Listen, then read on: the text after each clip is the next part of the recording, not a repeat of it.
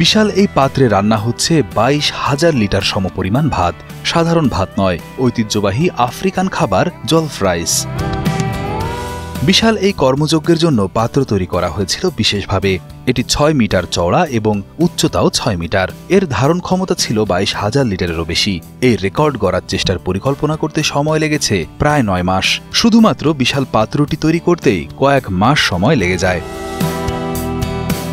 নাইজেরিয়ার বিখ্যাত শেফ হিলদা ব্যাসি বিশ্ব রেকর্ড গড়ার এক বিশাল উদ্যোগে নেমেছেন।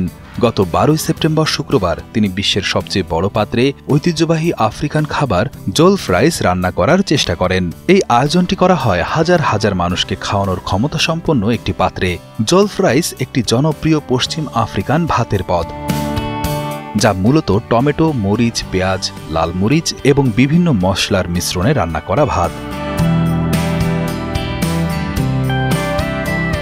এই আয়োজনটি জিনো ওয়ার্ল্ড জলফ ফেস্টিভ্যাল নামে পরিচিত এবং এতে অংশ নেওয়ার জন্য কোনো প্রবেশ মূল্য ছিল না। হিলদার এই প্রচেষ্টা দেখতে অসংখ্য মানুষ ভিড় জমায়। দর্শক ও একজন সোশ্যাল মিডিয়া ম্যানেজার আরিয়েকে ওগুনমোলা এই উদ্যোগকে স্বাগত জানান।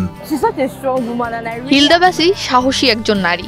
আমি সত্যি তার সাহস, তার দৃঢ় সংকল্পের প্রশংসা করি।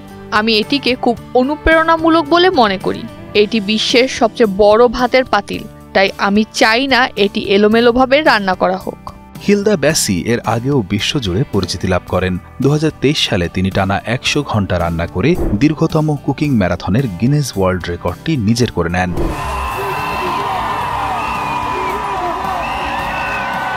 সেই সফলতার পর তিনি নাইজেরিয়া সহ সারা বিশ্বে একজন পরিচিত ব্যক্তিতে পরিণত হন। জলফ রাইস রান্না করার এই প্রচেষ্টা সম্পর্কে হিলদার আছে অন্যরকম ব্যাখ্যা। আমরা সবসময় বলি নাইজেরিয়া আফ্রিকার জায়ান্ট, তাই আমি মনে করি আফ্রিকার দৈত্য হিসেবে আমাদেরই সবচেয়ে বড় পাত্রে জলফ রাইস রান্না করে ইতিহাস তৈরি করা উচিত। আমার লক্ষ্য নাইজেরিয়ার খাবারকে চীনা খাবারের মতোই বিশ্বজুড়ে জনপ্রিয় করে তোলা। গিনেস ওয়ার্ল্ড রেকর্ডস কর্তৃপক্ষ সামাজিক যোগাযোগ মাধ্যমে হিলদাকে তার এই নতুন চ্যালেঞ্জের জন্য শুভকামনা জানিয়েছে। রান্না শেষে সমস্ত প্রমাণ পর্যালোচনার জন্য তাদের কাছে পাঠানো হবে। সবকিছু যাচাই বাছাইয়ের পরেই চূড়ান্তভাবে কোনো নতুন রেকর্ডের ঘোষণা দেওয়া হবে।